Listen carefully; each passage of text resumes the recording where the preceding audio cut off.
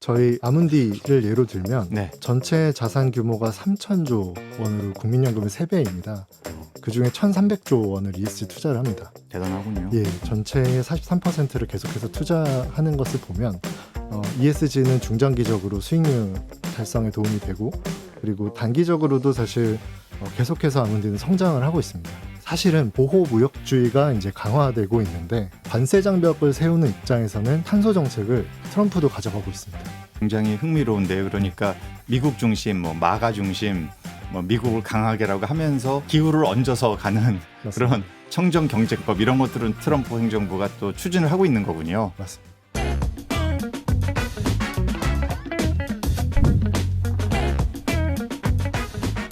미래를 위한 투자 기준인 ESG.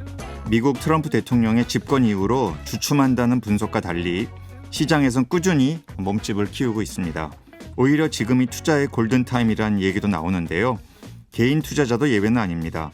오늘은 ESG 투자 분야 전문가 최용환 NH 아문디 자산운용 ESG 리서치 팀장과 이야기 나눠보겠습니다. 안녕하세요. 네, 안녕하십니까. 네, 방송에 나와주셔서 감사합니다. 팀장님, 이 ESG 투자 지금이 기회다 이제 이런 말씀을 하시고 계신데요. 네. 그 말씀 들어보려고 오늘 네. 모셨습니다. 특히 트럼프 행정부의 이제 집권 이후로 ESG 투자 관련해서 이게 이제 약화된다, 거부감이 심해졌다, 시장이 불확실하다, 또 유럽에서도 이런 회의감이 생긴다 이런 얘기 나오는데요. 이게 글로벌하게 보면 시장에서 어떻습니까? 사실입니까? 아니면은 현재 현장에서 어떻게 느끼시는지 설명을 좀 해주시죠. 네, 일단 가장 많은 그 질문을 받는 부분인데요. 일단은 ESG에 대한 일부 이제 반발이나 조금 후퇴가 있는 것처럼 보이지만 약간 일시적인 조정기라고 생각이 됩니다. 그동안 지난 5년간 코로나 이후에 많은 양적 팽창이 있었고, 이게 약간 질적으로 좀 조정되는 시기일 뿐이고, 그리고 장기적으로는 뉴 노멀로 좀 정착이 될 것 같습니다. 예, 그 이유는 이제 미국 같은 경우에도 그 민주당 주정부 혹은 그리고 다수의 이제 캘퍼스나 뉴욕주의 연기금, 이런 연기금들도 이제 여전히 ESG 통합 전략 기조가 유지되고 있고요. 그리고 M7 기업이라고 소위 불리는 미국 나스닥의 큰 기업들도 매그니피센트 예, 세븐이죠. 매그니피센트 세븐도 이런 ESG 정책 기조를 낮추고 있지 않습니다. 그래서 실제로 삼성전자나 하이닉스나 이런 회사들이 아리백을 맞추기 위해서 아직도 열심히 부지런히 뛰고 계시고요. 그리고 이제 사실은 보호무역주의가 이제 강화되고 있는데, 관세 장벽을 세우는 입장에서는 인권과 그리고 탄소 정책을 트럼프도 가져가고 있습니다. 그래서 맞아요. 예, 대표적으로 이제 탄소 국경 조정세라고 불리는 그 미국판 청정 경제법, 이제 미국의 양당이 이제 동의하에 이제 추진 중에 있어서 이런 것들을 봤을 때는 일시적인 후퇴이고 다시 질적으로 회복한 후에 계속해서 뉴 노멀로 자리 잡지 않을까 이렇게 생각합니다. 지금 말씀해 주신 게 굉장히 흥미로운데요. 그러니까 미국 중심, 마가 중심, 미국을 강하게라고 하면서 그거에 또 기후를 얹어서 가는 맞습니다. 그런 청정 경제법 이런 것들은 또 현재 트럼프 행정부가 또 추진을 하고 있는 거군요. 맞습니다. 네. 그러면 실제 현장에서 ESG 펀드나 채권, ETF 시장 관련된 이런 거 계속 지금 커지고 있습니까? 실적은 어떤가요? 저희 아문디를 예로 들면 네. 전체 자산 규모가 3천조 원으로 국민연금의 3배입니다. 물론 NH 아문디는 조인트 벤처라 63조의 규모이지만 어쨌든 저희 합작 회사인 아문디의 경우에는 그중에 1,300조 원을 ESG 투자를 합니다. 대단하군요. 예, 전체의 43%를 계속해서 투자하는 것을 보면 ESG는 중장기적으로 수익률 달성에 도움이 되고, 그리고 단기적으로도 사실 계속해서 아문디는 성장을 하고 있습니다.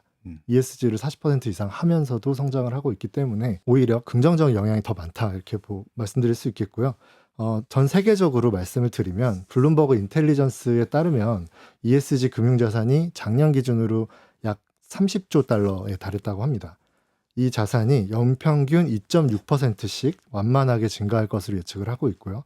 2030년이 되면 35조 달러, 약 5경 8조 원 규모로 성장할 것으로 전망하고 있습니다. 국내 ESG 관련 시장은 어떤가요? 국내 ESG 시장을 예로 들면 저희가 사실 주로 접하는 데이터는 ETF나 혹은 공모형 펀드이지 않습니까? 그 시장 규모 중에 ESG 스코어를 고려해서 만든 ESG 공모형 주식 펀드들이 있습니다. 이것이 이제 2023년도에는 1.7조 원 수준이다가 현재 1조 원 수준으로 좀 위축이 됐습니다. 위축이 됐군요. 예, 하지만 사실 국내도 그렇고 해외도 그렇고 연기금과 공제회 같은 이런 중장기적으로 투자하는 기관 투자자들이 이제 ESG 시장은 사실 주도하고 있고요. 그 규모는 사실 겉으로 드러나지 않습니다. 네. 저희도 현재 2.6조 원의 ESG 주식형 펀드를 운영하고 있는데 그 중에 2.3조 원이 1위명 뭐 3호에 해당하는 펀드입니다. 그래서 그 부분은 사실 전혀 지금 주춤하고 있지 않고 예, 그렇군요. 오히려 늘어날 수도 있다고 그래요. 보고 있습니다. 심지어 요새는 뭐 그린 허싱이다 이래서 이런 맞습니다. 얘기 또 기업이 예. ESG 얘기 잘 안 하려고 한다. 네, 맞습니다. 또 뭐 이런 미국의 이런 아주 보수적인 극보수적인 데서는 이런 거를 굉장히 비판적으로 이야기하는 네. 이제 이런 목소리 뭐 엔타이 woke 운동 막 아, 이런 얘기 많이 맞습니다. 하잖아요. 예. 그런데 이런데도 지금 말씀해 주신 것처럼 네. 글로벌 시장들은 ESG 관련해서 뭐 계속 지금도 완만하게 성장하고 있고 앞으로 더 네. 낙관적인 그런 미래가 예견된다 이런 식의 전망들이 계속 나오고 있는데 그 이유는 뭐라고 보십니까? 일단은 지난 5년간 그 양적인 성장과 동시에 많은 인프라들이 구성이 됐습니다. 예를 들면 공시제도도 점점 정착이 되고 있고, 그렇죠. 네, ESG가 이제 법규나 통상 정책까지 이제 발전하고 있고, 그리고 이제 기후 재난은 사실 저희가 정치적 뭐 정책적 영향과 관계없이 지속되고 있기 때문에 이런 이유들에 따라서 ESG가 계속해서 이렇게 좀 정치적 영향으로 주춤했으나 다시 이제 리바운드하고 있는 것으로 그러니까 이제 보고 두 있습니다. 가지 요인이네요. 그러니까 제도적으로 네, 맞습니다. 특히 이제 유럽 같은 경우 보면은 네. 공시를 의무화한다든지 네. 또 공급망 실사법을 이제 구체화한다든지 네. 이런 제도화가 이루어지고 있어서 이게 시장의 앞으로의 운영의 이제 기준 원리가 된다는 것이고 또 하나는 기후 피해가 이제 실제하고 있다. 우리가 사람들이 느끼고 있는데 당연히 소비자나 투자자들이 영향을 받을 수밖에 없다. 이제 네. 이렇게 말씀하시는 거네요. 네, 그렇죠? 맞습니다. 예. ESG 자금이 이제 들어간다면 주로 어느 산업, 네. 어떤 쪽이 지금 굉장히 어느 기업 이런 얘기 좀 해줄 수 있을까요? 일단은 재생에너지 그 프로젝트 파이낸싱 분야와 그리고 기후기술 투자 이렇게 두 가지 축으로 나눌 수가 있습니다. 네. 먼저 재생에너지를 좀 설명을 드리면 마찬가지로 이제 블룸버그 안에 뉴 에너지 파이낸스라는 조직이 있고요. 거기서 이제 예측한 자료에 따르면 2050년까지 넷제로를 달성하는 데 있어서 청정 전력이 기여하는 비중이 27% 정도 해당하고 전기화가 기여하는 비중이 15% 그리고 효율화가 기여하는 부분이 7% 정도 된다고 합니다. 이런 그 자료 전망 자료를 보시면 느끼시겠지만 재생에너지 투자가 굉장히 급격하게 많이 이루어져야 되는 상황이고 현재 뭐 전 세계적으로 그 태양광 투자는 이제 그리드 페리티를 이미 달성을 그럼요. 했고 예, 국내에서도 해상풍력 특별법 통과 등으로 해서 풍력 발전에 대한 중요성과 그리고 투자 매력도가 점점 더 증가를 하고 있습니다. 그래서 이런 부분에서 이제 재생에너지 발전에 대한 투자가 가장 빨리 많이 이루어질 것이라 생각이 되고요. 그리고 기후 기술에 대해서도 국내에서 이제 탄소중립위원회의 이제 안내에 따르면 그 넷제로 챌린지 X라는 프로그램을 또 진행하고 있습니다. 기후 변화를 해결할 수 있는 파괴력 있는 기후 기술을 개발하는데 굉장히 이제 많은 노력을 기울이는 것을 보실 수가 있겠고요. 재생에너지와 그리고 기후 기술 투자는 앞으로 더욱더 확장되고 해당되는 기업들이 굉장히 수혜받을 것으로 보고 있습니다. 그 말씀하신 기후 기술, 그러니까 기후 테크라고 하죠. 네. 어떤 좀 기술 같은 거 혹시 예. 이런 쪽이 앞으로 굉장히 지금 시장에서 네. 주목받고 있다 이런 거 한두 개 좀 예시를 들어줄 수 있을까요? 예. 일단은 SMR이 굉장히 주목받고 네. 있습니다. 사실 SMR은 이제는 애널리스트 분들께서 뭔가 새로운 기후를 위한 투자라기보다 원전의 넥스트 페이즈라고 소개하고 있습니다. 그래서 SMR은 가야 하고 지금 현재 많은 투자가 일어나고 있는 그런 분야로 좀 소개되고 있고요. 그리고 이제 CCUS나 수소가 사실은 최근에 조금 주춤합니다. 하지만 이제 저희가 이제 탄소 경제에서 수소 경제로 넘어가는 데 있어서 수소는 저희가 빼놓을 수 없는 그런 기술이고 그리고 CCUS 또한 저희가 감축을 이뤄내는 데 있어서 예를 들어 국제 민간 항공기구 아이카오에서 세운 네. 콜시아 정책에 따르면은 저희가 CCUS 등 직접적인 탄소 저감에 대한 노력 없이는 탄소 중립을 목표로 한 탄소 중립 달성할 수 없다. 이렇게 보고 있어서 어쨌든 기후 기술에 대해서는 이렇게 SMR, 수소, CCUS 기술이 굉장히 그래요. 주목받고 있습니다. 그 일반적으로 투자자분들이 뭐 ES 투자하면은 지금도 이제 팀장님도 그런 얘기 하셨지. 뭐 중장기적이다. 네. 가치 투자다. 길게 네. 봐야 된다. 근데 네. 어떻게 긴 호흡으로만 맨날 시장을 볼 수 있겠냐. 네. 또 우리나라 투자자분들의 이제 성향은 굉장히 빠르게 막 데이 트레이딩 많이 하고 이제 네. 이런 성향인데 ESG 투자가 좀 네. 투자자 입장에서는 어떤 강점이랄까 장점이랄까 이런 얘기를 좀 해주신다면 예. 어떤 말씀을 하시겠어요? 네, 일단은 저희가 투자를 할 때 위험과 기회를 관리한다고 하지 않습니까? 그래서 결국에 저희가 추구하는 목표는 위험 조정 수익률, 리스크 어드저스트 리턴의 극대화입니다. 그래서 리스크 관리 측면에서는 사실 앞서 말씀드린 기후 리스크도 있지만 여러 가지 규제 리스크도 네. 있고요. 그리고 사회적인 이제 중대재해나 뭐 이런 인권 문제 같은 사회적인 이슈들도 굉장히 많습니다. 그리고 뭐 지배구조 측면에서도 여러 가지 이제 한국 사회에 많은 코리아 디스카운트 요인이 발생하고 있는데 이런 부분들을 집중적으로 저희가 분석을 하게 되면 당연히 리스크 관리에 좀 도움이 될 것이고요. 그리고 기회 요인에 있어서는 앞서서 말씀드린 대로 이런 뭐 AI나 뭐 SMR이나 CCUS나 뭐 재생에너지 투자 같은 데서도 다른 관점으로 접근을 하면서 조금 더 많은 기회를 좀 창출할 수 있겠고요. 특히 이제 요즘에는 전환기업 투자가 굉장히 많이 일어나고 있는데 이런 기업들도 그냥 일반적인 그런 뭐 실적 분석 외에 더욱더 미래 성장 가능성을 좀 더 분석을 하면서 그럼요. 투자할 수 있어서 굉장히 큰 ESG 투자는 좀 베네핏이 있다 보고 있습니다. 그런 얘기를 실제 투자자들께 상담하면은 늘 얘기해 주시는 거죠, 그러니까. 예, 그렇습니다. 네, 그래요. 이 ESG 투자가 이제 경제적으로도 손해 보는 장사 아니다, 이제 이런 말씀해 주신 건데 네. 환경적으로는 어떤가요?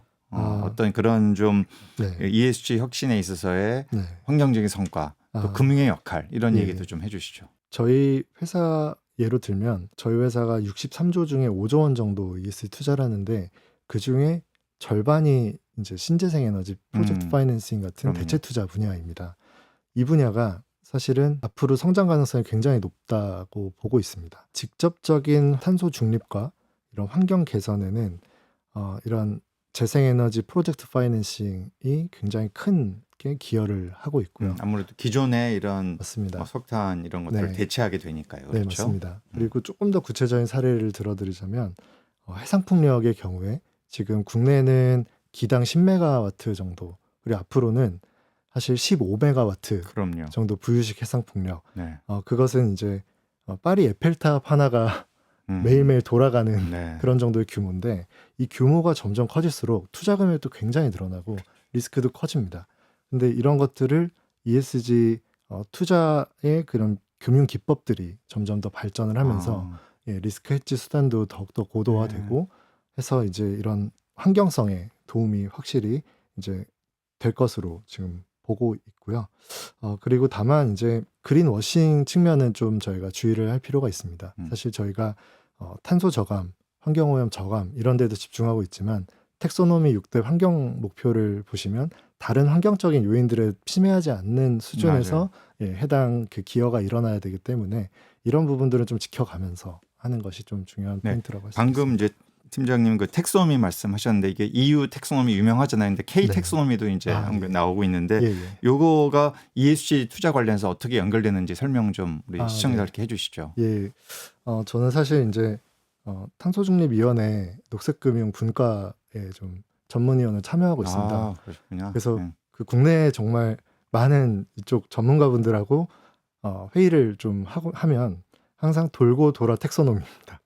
그 이유는 환경 경제 활동을 구분하는 기준, 이런 기준이 좀 올바로 서야 이제 제대로 된 이제 투자도 일어나고 그 투자에 대한 성과 관리도 가능하고 그리고 말씀 주신 대로 환경성에도 직접적으로 긍정적인 영향을 미칠 수 있기 때문인데요. 사실 이 텍소노미는 K 텍소노미의 경우에 유럽을 많이 벤치마크했지만 최근에 약간의 우려사항은 전환금융을 위한 텍소노미를 따로 만들어야 된다. 약간 이런 오해가 좀 있으신 그 것 같습니다. 전환금융 설명 잠깐 해주시죠. 아마 예. 이것도 고탄소 생소한 개념일 텐데. 네, 맞습니다. 전환금융이라고 하면 고탄소 산업이 저탄소 산업으로 이제 전환하는 데 있어서 금융이 기여하는 부분. 예를 들어 뭐 철강이라든지 그렇습니다. 전기를 많이 쓰는 산업이라든지 뭐 이런 거겠죠. 맞습니다. ESG나 이제 녹색금융 초기 단계에서는 그런 고탄소 산업에는 투자하지 말자. 맞아요. 이런 단순한 접근이었는데 이제는 교수님 말씀해주신 대로 그런 철강 산업의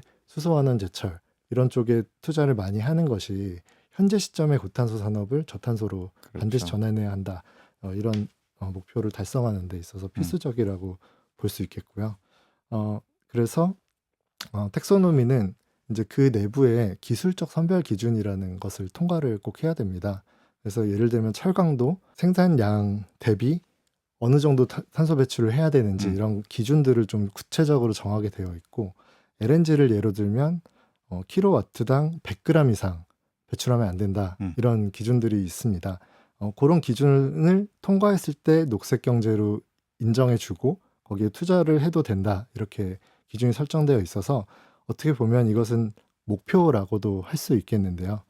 이런 목표 달성을 위해서 투자하는 전환금융에 대해서도 좀 인정해주면 되기 때문에 국내에서는 국내 텍소노미 기준 안에 그 재개정을 거치면서 LNG나 원전에 대한 부분에 대한 논란을 해소하기 위해 전환 부문이라는 요소를 작게 만들어놨는데 사실은 이것에만 투자하는 것이 전환금융은 아니고 녹색 기준에 맞게 그쪽 방향으로 가는 투자가